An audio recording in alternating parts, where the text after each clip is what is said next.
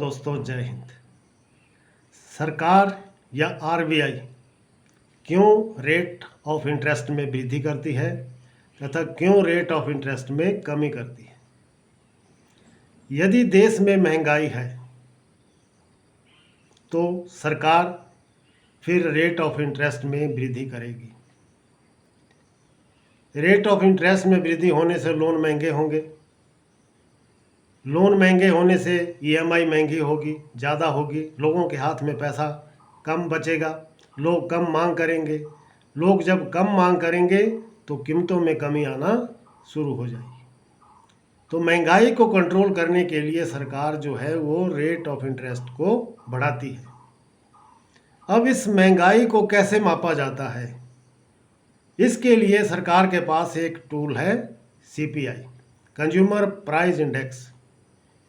ये सीपीआई एक ऐसा थैला है जिसमें हमारी रोज़मर्रा की जो वस्तुएं, आटा, दाल, चावल, सब्जी, दूध, मोबाइल रिचार्ज, गैस इत्यादि जो वस्तुएं हैं वो तथा उनकी कीमतें होती हैं। यदि इस थैले की कीमत बढ़ जाती है तो फिर महंगाई बढ़ जाती है, और यदि इस थैले की कीमत में कमी आ जाती है तो फिर महंगाई में कमी आ जाती है। इसको हम एक एग्जांपल से समझ सकते हैं कि यदि जनवरी 2025 में इस थैले की कीमत 100 रुपये थी और जून 2025 में इस थैले की कीमत 110 रुपये हो गई, तो इसका मतलब महंगाई में 10% की वृद्धि हुई।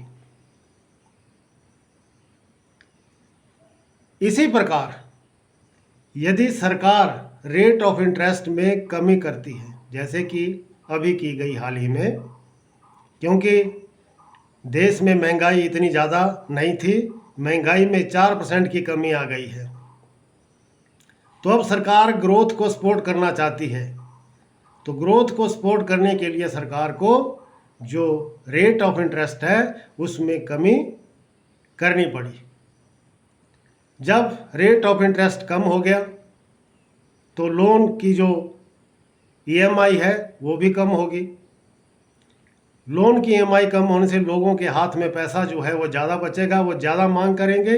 यदि ज़्यादा मांग करेंगे तो उत्पादन बढ़ेगा, और उत्पादन बढ़ेगा तो ग्रोथ नेचुरली बढ़ेगी। तो इस प्रकार सरकार जो है इन दो कारणों की वजह से रेट ऑफ इंटरेस्ट में वृद्धि करती है तथा रेट ऑफ इंटरेस्ट में कमी करती है।